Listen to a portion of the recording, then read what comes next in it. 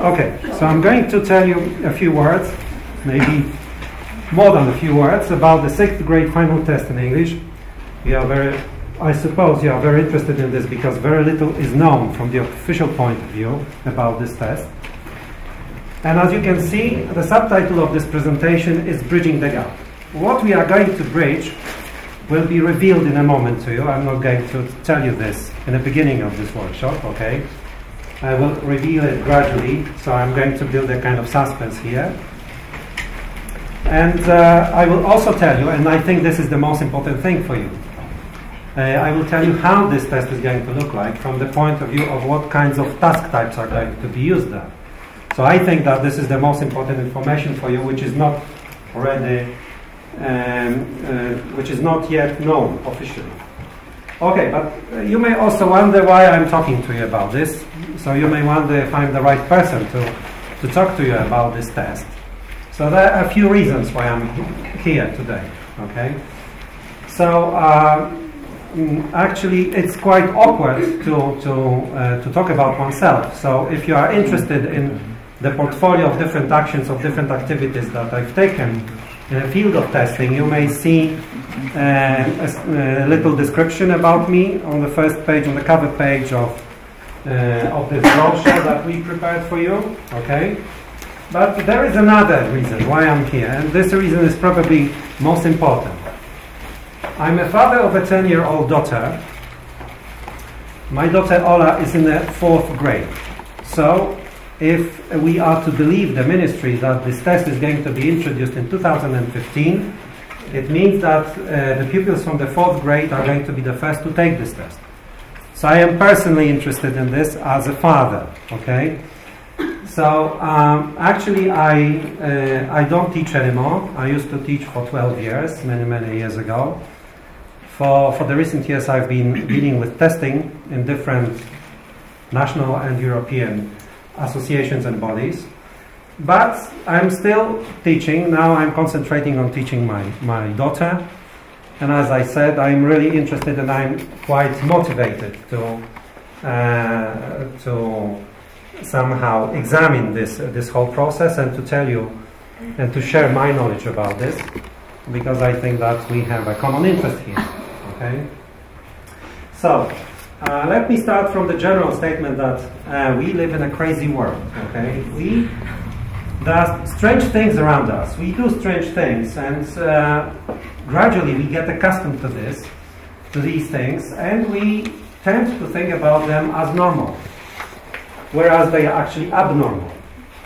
So you may wonder, how does that relate to your teacher's experience, your everyday teacher's experience at school? Okay, you may ask the question, okay, how does that relate? Is there any analogy here? Yes, there is. You can actually you can share with everyone here a lot of experience that you have, and you can say a few words about strange situations, about paradoxes that you meet every day, about strange things in our education system to which you get accustomed and you think at a certain moment that they are normal, but actually they are not normal. What are these things? Okay, so every year there is more and more paperwork. There are more and more responsibilities put on your shoulders. You nod your head, yes. That's true, yes. Every day something new into the system. Electronic diaries, diagnosis, whatever. I mean, you know it. I do not have to name all these things. You know it that every year somebody wants something from you. And gradually, actually, you have this kind of feeling that you are less and less a teacher, but more and more a kind of clerk. And you fill in the papers, more and more papers, and less teaching, actually.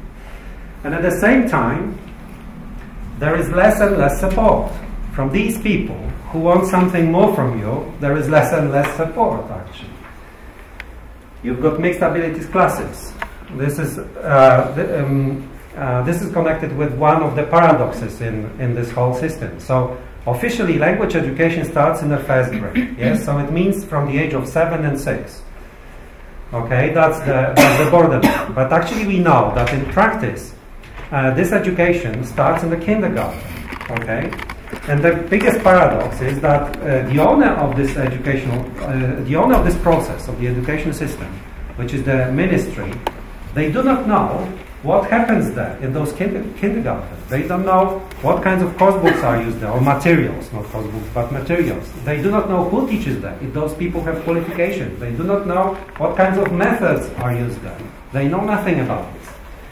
And if you think about this, that you get this human material, those pupils who come from kindergartens with different backgrounds, social backgrounds and education backgrounds, from the point of view of your education, language education. And if you also add to this this problem with 6-year-olds and 7-year-olds and the difference between them, they can be found in the first grade together, they sit together, but very often, even if there is only 1 year age difference, you know from experience that there may be a huge cognitive difference in their development. And if you take this into consideration, then you have a big mess in the first grade, and you have to deal with this variety of cases. You've got pupils with different deficits, with special education needs, and the mess is growing and becoming more and more complex. And the only answer that you get from educational authorities, they tell you, this is one of the main messages coming from Nowa Podstawa Programowa. They tell you, okay, so we know that you've got all this mess over there, okay? So you have to make your didactic process individual. You have to approach all individual pupils, separately. And you have to think in the context of all those deficits, of all those differences, of all those different contexts. You have to approach them individually. Okay, this is very easy to say, but it's not that easy to do, okay? And you are left alone with this. And still, there are constant legislation changes. Every year something new is introduced into the system. So, in a way, we can say that the system is decalibrated and is incoherent. There are many examples of incoherences of the system. We already mentioned one about those kindergartens and the pupils who enter the first grade. And I can name many others, but okay, let's leave them for a moment aside, because I think that during our conversation you will tell me what these incoherences are. And there is constant pressure from all sides on you, from head teachers, parents, local educational authorities. People want something from you, and your work is evaluated against the external test scores. Okay, so this is threatening that those scores from this test, which is going to be introduced in 2015, probably will be used by head teachers and local educational authorities to assess your work, and it shouldn't be like this. Later on I will tell you why this test shouldn't have this kind of function. And as we said in the beginning, and on top of this, there is the 6th grade final test in English coming, and we know very little about this. Okay, this is the biggest paradox. Okay. So, if the test like this, or the exam, it is not called the exam, it is called the test, okay? But if something like this is introduced into the system, so you should know in the beginning of the process, so it means last September, because that was the beginning of the education of those pupils who are in the 4th grade, and probably they are going to be the first to take this test. So at that stage, you should have already known the specifications or the syllabus of this test. This is one of the generally accepted standards internationally.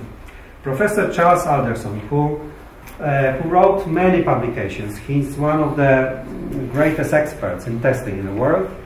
He's internationally acknowledged in that field. He developed a set of standards. The list is long, we are not going to talk about all of them. If you're interested, we can talk privately after the session, especially that I had this pleasure to cooperate with Professor Charles Alderson, so I can tell you what these standards are. But there is one standard which is most relevant for us at this stage. So the standard says that if a test like this, it is a kind of high-stake exam, is introduced into the system, it means that The parents, the pupils, the teachers should know the specification of this test. So the question is this a high-stake exam? Yes, it is. What is the definition of a high-stake exam? The definition says that a high-stake exam or test is this kind of test which has got a huge impact on individuals, a huge impact in the system. So, is it going to have a huge impact? Yes. In what sense? It's not going to have a huge impact in the sense that their scores of this test are going to have a selection function like Matura exam. Okay, so if the students get the results from Nova Matura, it has got a selection function in this sense that it allows them or not to go into the university, okay, to enter the tertiary level of education.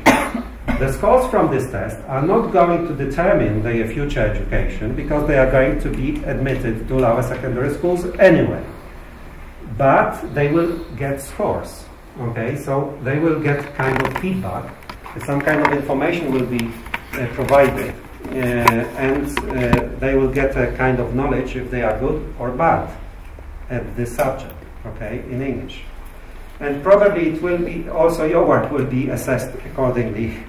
So those scores will be used to assess your work. So from that point of view, this test is going to have huge impact on the education system, okay, and especially on individuals. So this test falls into this category of a high-stake exam. So it means, according to the standard, that we should know specifications. So now the question is, do you know the specifications for this test? Who says no? Okay, who says yes? Who says no and yes? Very good answer. Okay, very good answer. I will tell you why. In the beginning I said that we know actually nothing officially. Yes, that's true. We know very little. Okay, so that's why the answer yes is correct in a way. Okay, but we do not know many other things. Okay, so now let me start from reminding you what we already know, because we already know something. Okay, but still, before I do this, Professor Charles Alderson says that actually we should know in those specifications, we should know the format of a test, we should know task types which are going to be used, we should know testing methods which are going to be used, skills tested, etc. Many other things. Okay, we do not know a format of a test, but we can survive. What is most important, we should know task types. Task types are most important. And I will tell you, I will show you the examples, what kinds of task types are going to be used on that test. I will also tell you about testing methods. Well, skills tested. We know more or less basic skills. The only question mark is if listening part is going to be included. But if it is there or if it is not there, we can also survive. Okay?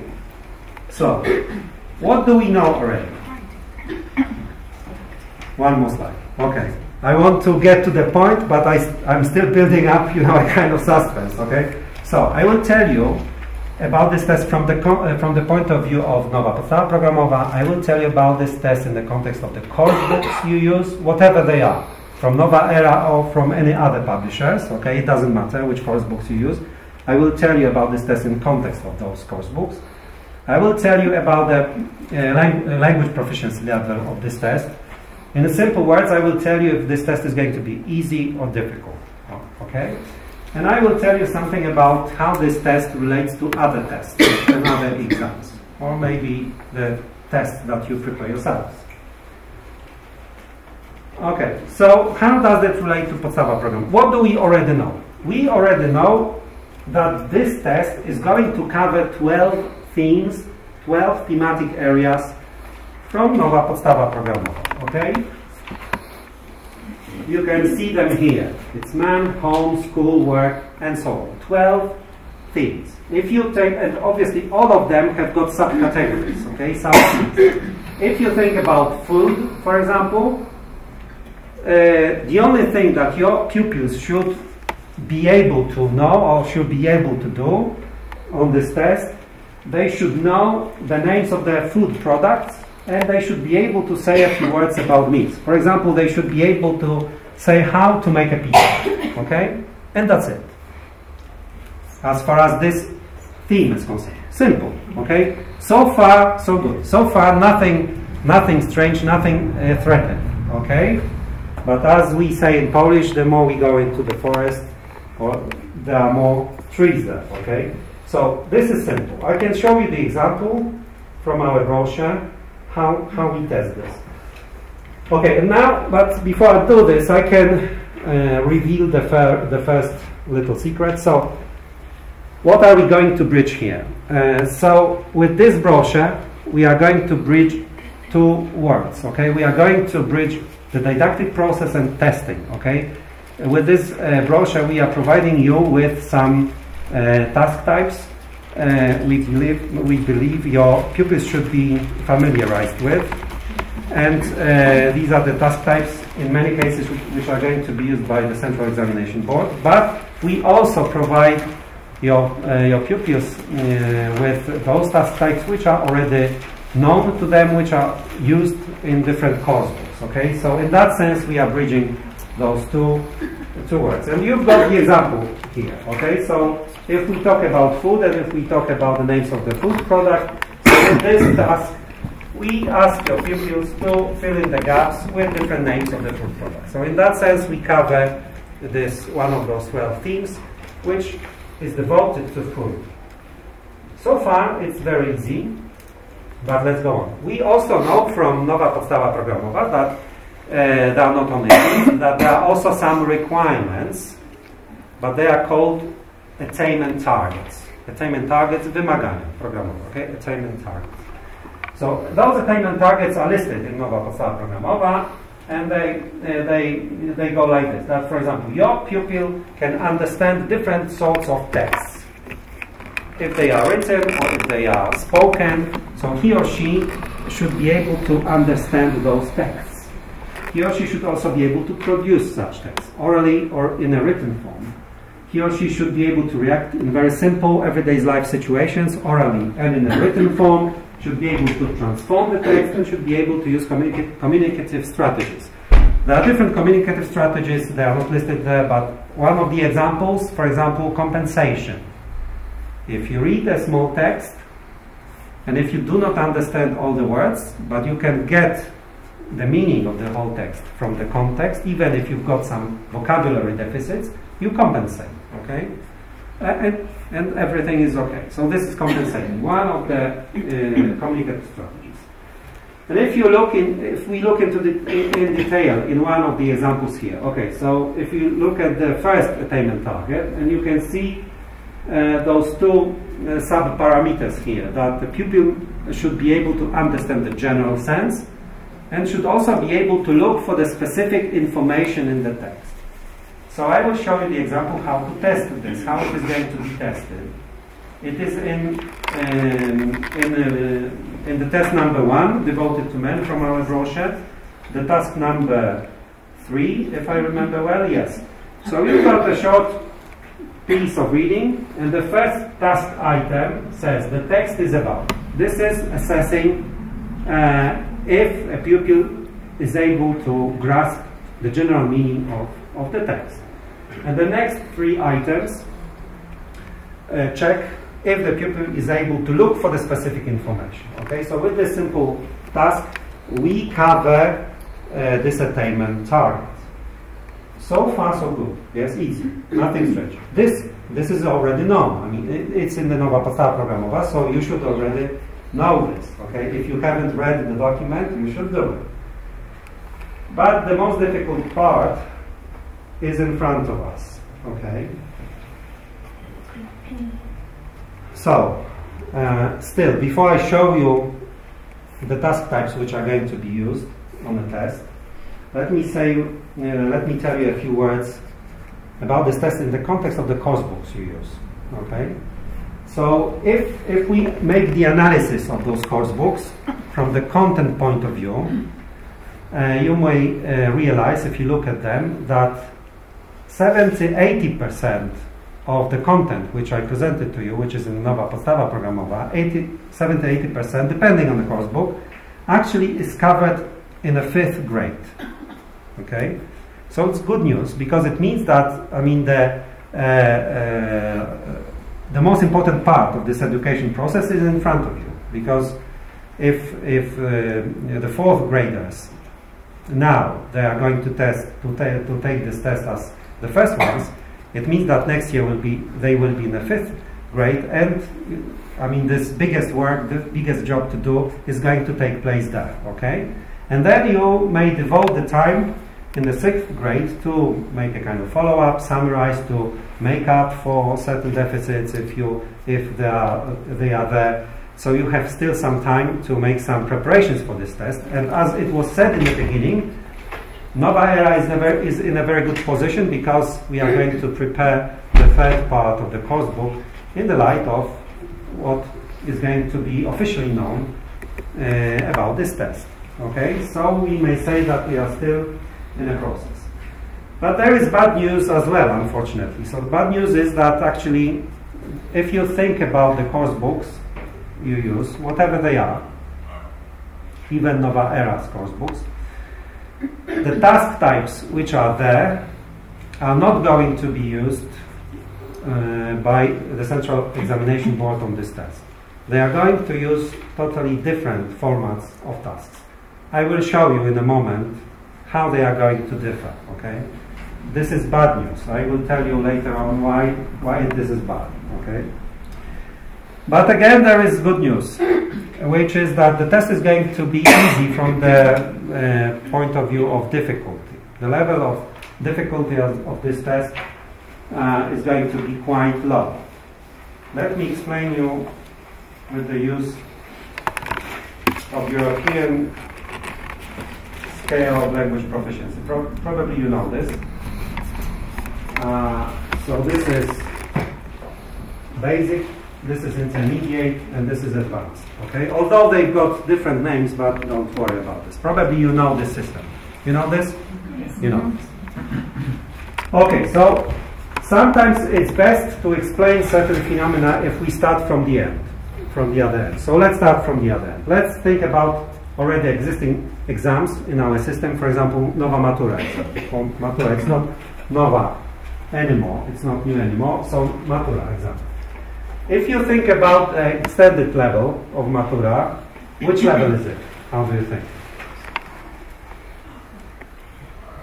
Which level? C1, B1, B2. B2. It's not C1. There are certain tasks on Matura exam, extended Matura exam, which can be qualified as C1. That's a totally different story. I wrote a book about this, so if you are interested, you can look at this.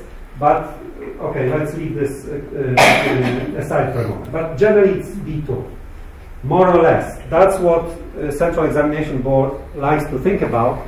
They say it's B2. It's not exactly B2, but okay, let's assume that this is B2. For example, first certificate in English by Cambridge is also B2. Probably you know this as well. Yeah. Okay. Now, basic Matura. B1, more or less. It's not B1 either exactly, but let's say that it's B1. B1 plus.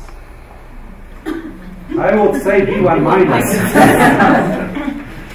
Why? Because the cutoff point, I mean the fail and pass is 30%. Okay, with very strong A2 and very weak B1, you may be successful on this exam. But okay, this is another story. Okay, let us not ruin the whole system. Okay. They want us to think that it is like this, so let's do that. Let's do it. Let's ruin the system. Let's ruin the system. Yeah. Okay. We will do it in a moment. Okay. But okay, according to a kind of academic rigor, let me explain you the system, and then we will destroy it. Okay. So extended Matura exam, basic Matura exam, and then if you look at the testing sheets from this final test at the end of gymnasium, lower secondary school, there are 2 levels there. So you can say that this kind of extended one is somewhere here, and this basic one is somewhere here.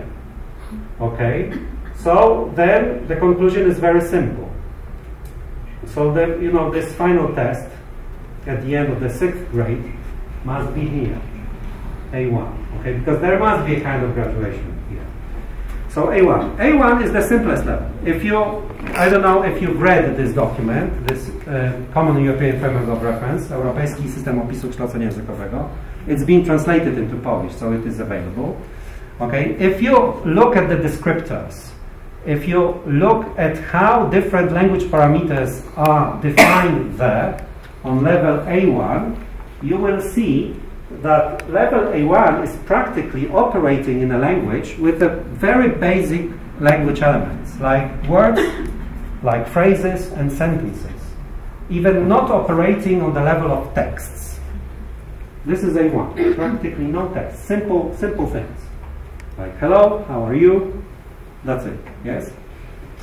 Basic. If you remember those slides I showed you, which tell you how you should approach your education according to Nowa Podstawa Programowa, it also includes certain elements of A2, because there is a mention there about short text as well. Okay, this is a little incoherent, again, another example of incoherences in the whole system, because in the introduction of Nowa Podstawa Programowa, you may read that in the first stage of language education, which means the first 3 grades, grade 1, 2, and 3, at this level, Nowa Podstawa Programowa says that there is no level. I mean, A1 is basic. There is nothing below this. So what does it mean? That for the first 3 years, most of you teach in the first 3 grades. So you cannot teach your pupils phrases, sentences. They cannot produce any sentences. They can. So they are on the level A1. But okay, Nowa Podstawa Programowa says no level. Okay, let's assume that it is like this. And then they say that in the second stage of language education, from grade 4 to 6, the level which you should cover is A1. But then they provide those attainment targets which actually cover also A2. Okay? But we may be sure that the test will cover basically this. So this is good news, practically. Okay? Especially that the course books you use, whatever they are, in many cases, they go beyond A1. So it means that it should be easy, because the test will be slightly less demanding from what you do every day at schools. Okay?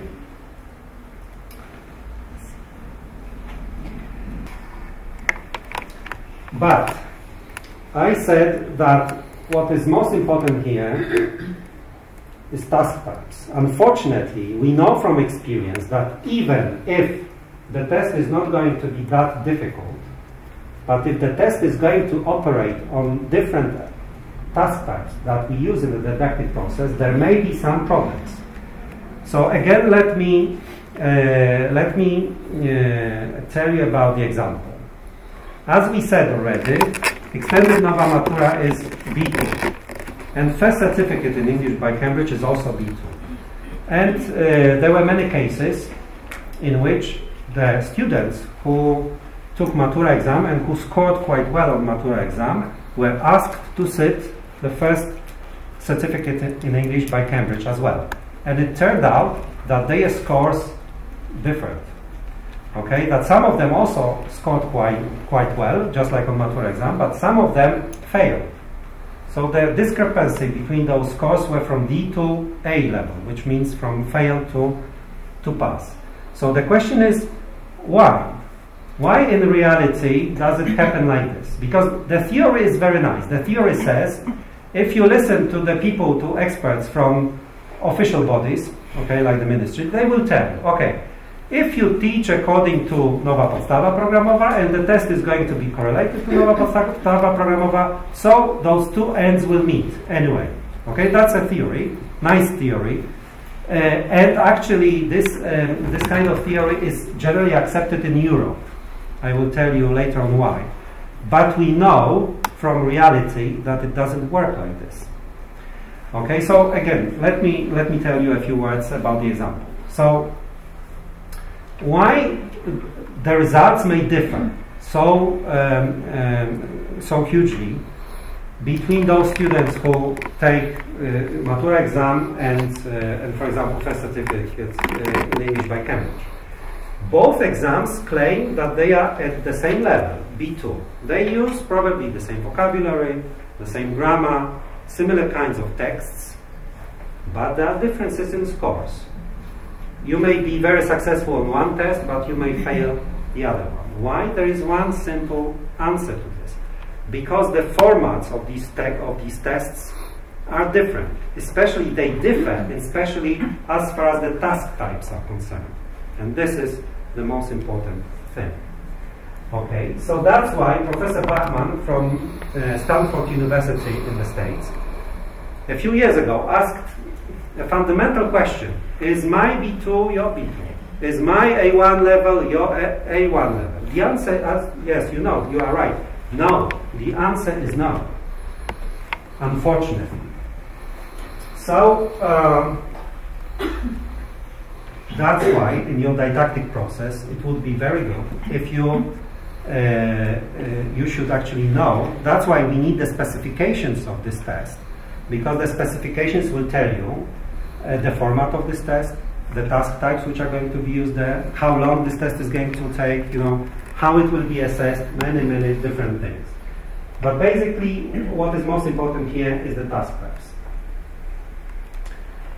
So, I will show you the examples, but before I do this again, I'm trying to build up a suspense here, okay? So you have to be patient and wait a while. So before I show you, just think for a while. I mean, 1 minute, 60 seconds, in the groups of 2 or, I don't know, 3 or 4 people, as you wish, okay, just as you sit. So just think for a while, how do you think? What kinds of task types are going to be used on this test, okay? I need the examples from you. Even if those examples are not good, don't worry. I mean, don't fear to give some suggestions, because I will need them to explain later on what kinds of things are going to happen. Okay, so just think for a while and you will give some suggestions. Okay.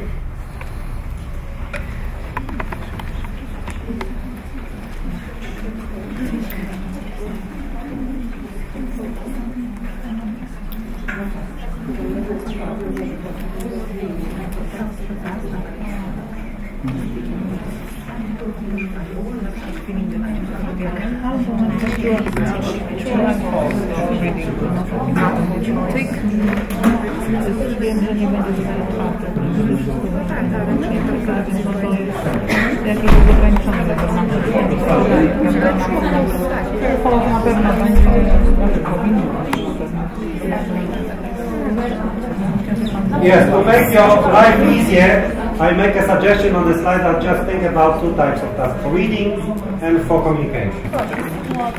Okay, so, any suggestions? Any proposals? Filling the gaps. Filling the gaps. I don't think so. But it's very good that you mentioned that. I will explain in a moment why I don't think filling in the gaps will be there. Okay, but very good. True or false? Maybe. I will tell you why maybe. Multiple choice for sure, but specific kind of multiple choice, because you like tick the correct or respond to.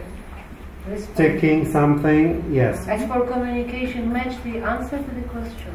Yes, very good. In many cases, Or it choose will be the right answer out of 2. yes. In many cases, it will be matching and recognition. I will tell you in a moment why. Okay, so.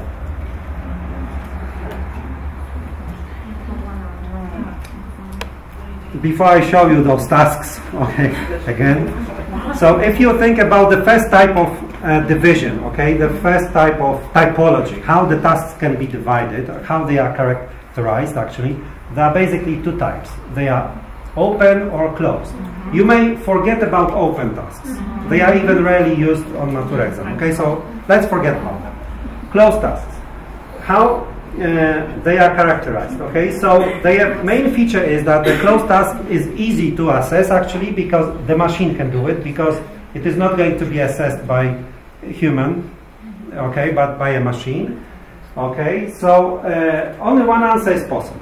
So you've got certain language functions, certain situations actually, not language functions, certain situations described in Polish, and you have to match them. You've got some English equivalents here, okay? So matching, okay? So closed tasks, that's the first thing. But now you've got the examples. If you think about the course books you use, in many cases, you will find the tasks like this. Somebody said filling in the gaps, okay? So in a frame, you've got some, a selection of words, and your pupil is supposed to fill in the gaps here, okay? Commonly used task in many course books, but the Central Examination Board does not like this task because they say that it's not communicative, okay? So instead of this, they will put on a test the tasks like this, okay? So you've got 3 very short pieces of reading. Again, let's keep in mind that it's A1 level, okay? A1. Actually, all these elements include only one sentence. So it's actually operating not on a text, but actually it's only one sentence. And the task is to match those short pieces of reading to simple words, okay? So what I like most about this subject is that I can learn how to listen to beautiful pieces. It's music, okay? So even if you recognize listen to, so then you may know that it's music, okay? And so on and so on. So very simple task, which is based on actually matching and recognition, and it's a very good example of A1 level. And this is how they are going to do this in reading, for example. But let's have another example here for communication. In your course books, in many cases, you've got tasks like this, okay? So you have to put the sentences into order in order to form a proper dialogue, okay? So it's a nice way to assess communication, because actually indirectly you assess speaking and listening here, okay? But Central Education Board is going to suggest the tasks like this, okay? So I think that you mentioned that, yes? Mm-hmm. That you've got a kind of language function described in Polish. Now you've got language functions. I meant in English, rather. That they will be in Polish, actually. They will be in Polish. That's another thing, because the rubrics, actually, and the things which are in the beginning of the task cannot pose a kind of obstacle to understand the whole thing. So they will be in Polish, okay?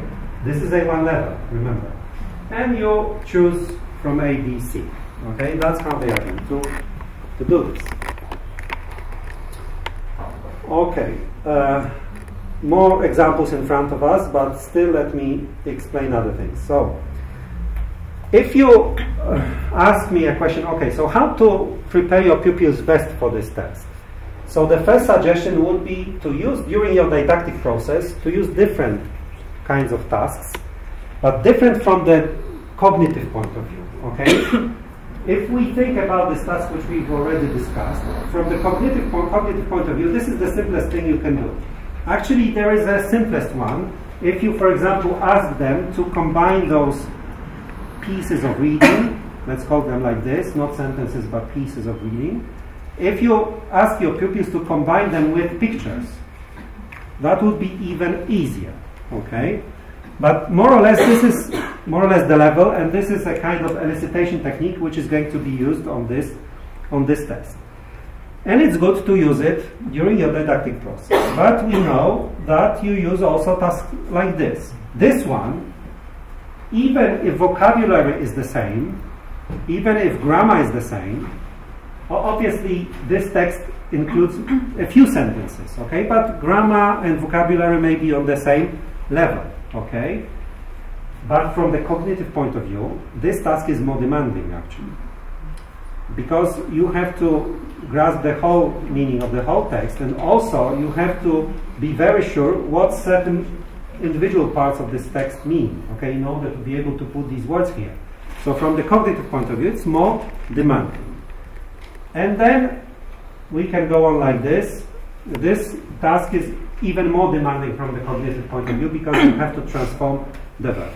So if you use in your didactic, if you've got this awareness and for example on your test, you provide your pupils with different tasks like this, with a graduation from those easiest one to the most difficult one, but not from the point of view of the level of language proficiency, but from the point of view of cognitive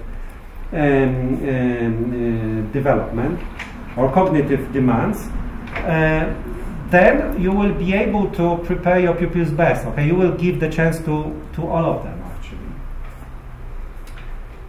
Now the other suggestion would be to use during the didactic process the tasks which actually correlate with different learning styles. Okay, you know that your pupils represent different learning styles. Some of them are visualizers, some of them are kinesthetic, and some of them are other. In Nova Era's course book, you've got a lot of tasks, the variety of tasks which actually fall into these three categories. For visualizers, you've got DVD Club, you've got very nice pictures from National Geographic, which actually provide a very good context, and actually they provide a very good incentive and motivation for pupils to work with them, and many other things.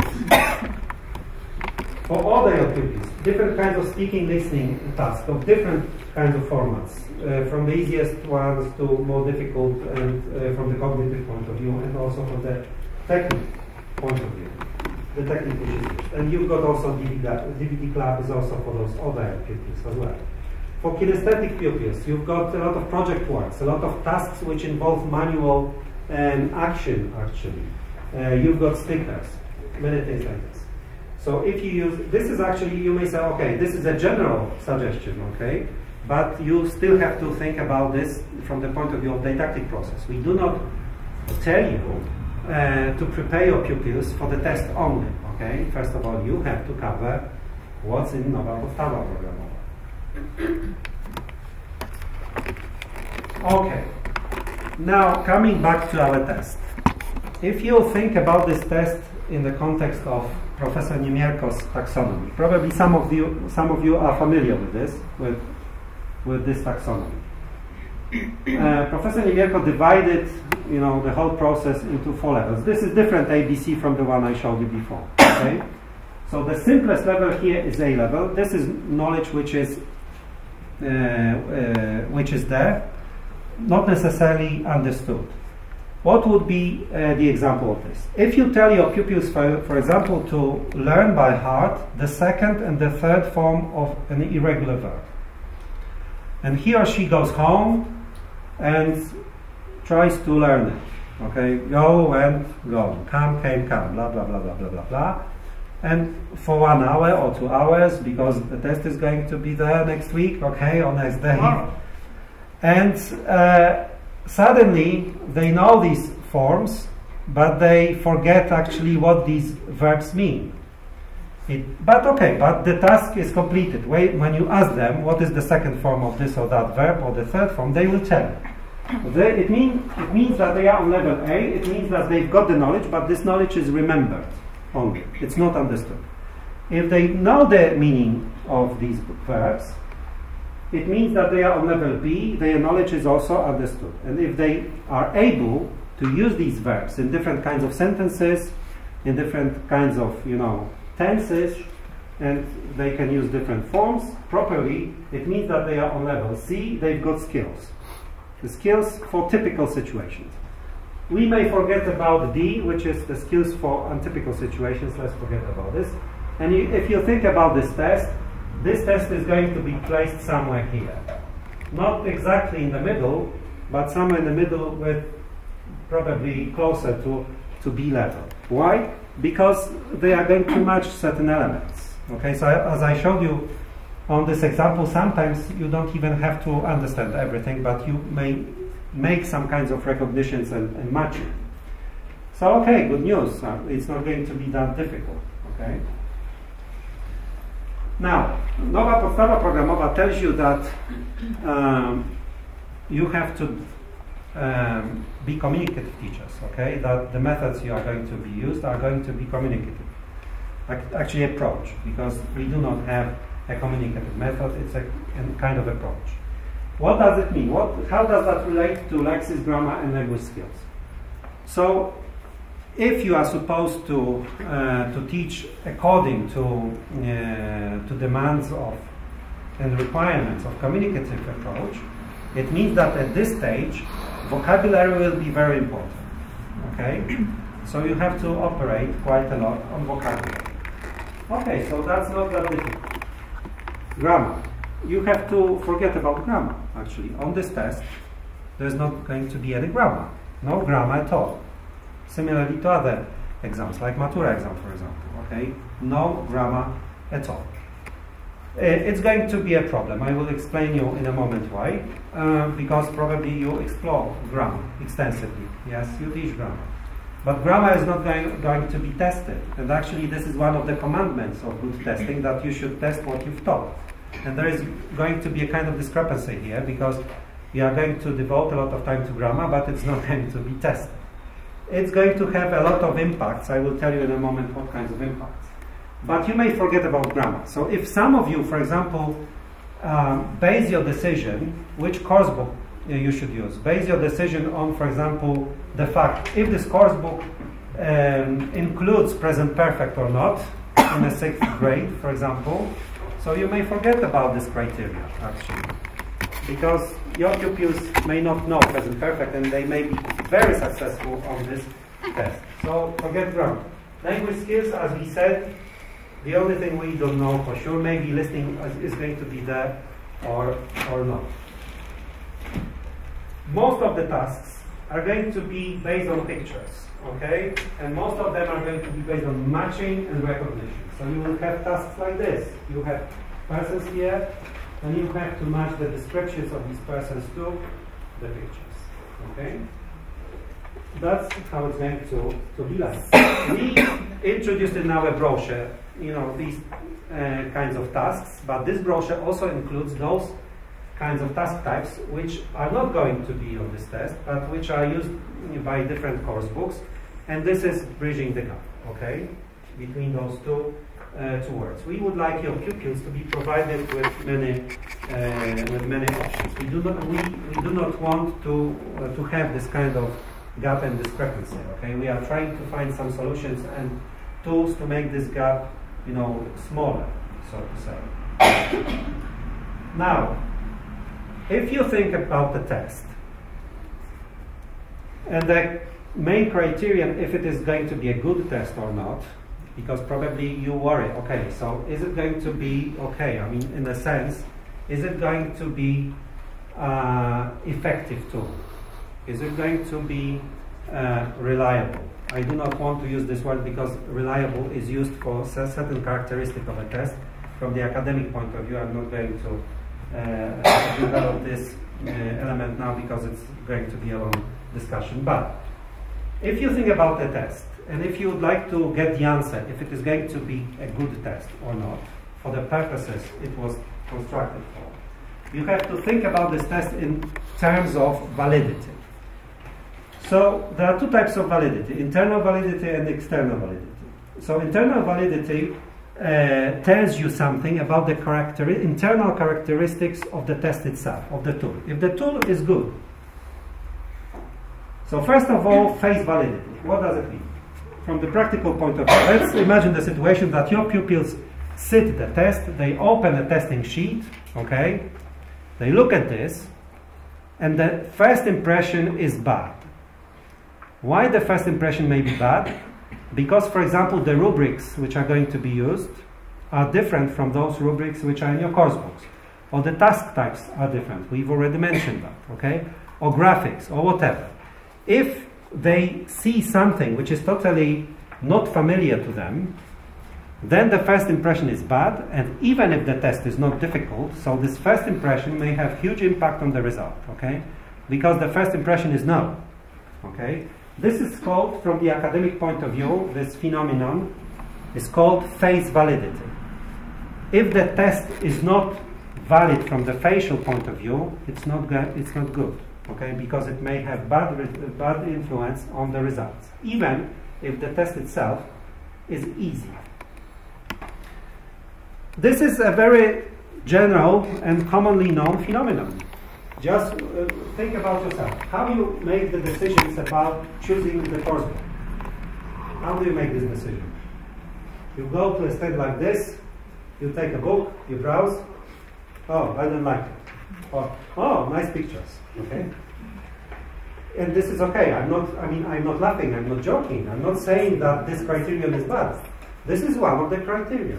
Okay. This is face validity. Okay. You look at this. First impression is okay. So if the first impression is okay, then everything is okay. Now content validity. So first problem is that we may have the problems with face validity. Okay. That's why we constructed this test to familiarize your pupils with many different kinds of techniques in order to make this face validity of the test bigger. Okay. Now, content validity. We are not going to have problems with this because, as we said in the beginning, the test is going to cover those 12 themes, and they appear in all the course books because the course books have to be correlated with nowa osna programowa. So no problem from the content point of view. Okay, so this test and your teaching, your didactic process, I mean, there is content validity in this, no problem. But again, the problem may appear here, construct validity. What's this? We have the construct validity of the test if the testing method is the same with the teaching method. And unfortunately, it's not going to be the same because, as we said, you, for example, devote some time to grammar, but grammar is not going to be that. So two different approaches. Now the question is, what's wrong here? The test is wrong, or there is something wrong with you people? There is nothing wrong with you, actually, because you have to devote some time to grammar, because for you it's a kind of backbone of this didactic process, because you have to build a kind of frame. You have to organize somehow this whole mess, okay? So you need this to somehow structure this whole process. So I'm not saying that there is something wrong with you, okay? It's good that you explore grammar. Although communicative approach will tell you that you do not have to put a lot of stress on this, okay? But on the test, they are not going to test grammar. So it means that we have this kind of discrepancy. I mean, the test from the construct point of view is not going to be valid. Okay, so you may say, okay, so what? If it's going to be easy, no problems there. Now, because of all these problems, if you think about the possible scores of the test, okay, what are they going to be like? So, the probable version is that obviously your best pupils will get high scores on this test. No wonder, okay, your best pupils. It is also highly probable that your average pupils, their scores will be more or less the same as the scores of those best pupils. There won't be any discrimination here. Probably your pupil with, let's say, 4- and 5+ will score exactly the same on this test. So this test is not going to be good, because actually it's not going to discriminate between those pupils, okay? But the worst news is that if you think about your poorest pupils, it is also highly probable that they are going to fail, even if the test is going to be easy. Or at least they will be somewhere on this borderline of fail and pass. Why? Because even in a native language, very often they do not have those general competences which are required here from this cognitive point of view, even if this level is quite low. Okay? Good. Now external validity. External validity is something, how the test relates to other measures, external measures, okay? So you do not have to worry about diagnostic validity. It's important for education authorities. What's this? Diagnostic validity means that the test is diagnostically valid if it says something about the future learning outcomes of your pupils. So it's a kind of information, valid information, how they are going to perform at the later stage of language education, which is at the lower secondary school. It's not your problem, it's the problem of education authorities. If the test is going to give them reliable information on this, it means that it's going to be diagnostically valid. It's not your problem. I mean, I claim that it's not going to be valid from diagnostic point of view, but it's not our problem, okay? Now, concurrent validity means that it can be the test is, I mean, the scores can be related, and there is a correlation between the scores between different tests. So if you think about PET or CAT tests by Cambridge, so if the tests are going to be comparable, it means that the tests are concurrently valid. We know that they are not going, it's not going to be like this. Similarly, and by analogy to this Matura exam and first certificate exam, okay? But it's not our problem at all, okay? Oof. Now, if you want to read something more about this from the academic point of view, you may find in the latest publications that, I mean, this kind of division of validity is no longer there. We tend to think about one validity of test as construct validity, and this type of validity actually includes all these types. If you'd like to, if you go home and you like to go back to certain issues which we've raised here, so you may find actually all this workshop run in Polish. You may find it on our video blog. So you open Nowa Era's website, you click on języki obce, then język angielski, and warsztaty metodyczne Test Explorer, and you will find this kind of icon there. If you click there, you will find those materials there. And also you will find this short film, which is being filmed now from this workshop. Now, if you are interested in testing, not necessarily in relation to this test only, but you'd like to read something about the theory of testing, and if you'd like, for example, to know how Nowa Matura in practice relates to certain European standards of testing, you will find this analysis in my book. And if you are interested in how different language policies are constructed in different countries, you will also find a chapter on this. I've contributed a chapter to this book, edited by Professor Michael Byram. You will find a selection of analysis from different countries, from all over the world, from Australia, Canada, France, Poland, and so on. So this part devoted to Poland is written by myself and Professor Komorowska. And if you'd like to get more information how those language policies are assessed, which means because at a certain stage, education authorities must have a kind of reflection if the elements which are introduced into the system, education system, like tests, for example, if they are effective or not. If you'd like to read how the assessment, evaluation of such activities is carried out, you will find this in this book. Again, edited by Professor Cyril Wade, very famous expert in testing, and the subject on this and the chapter on this is contributed by myself as well.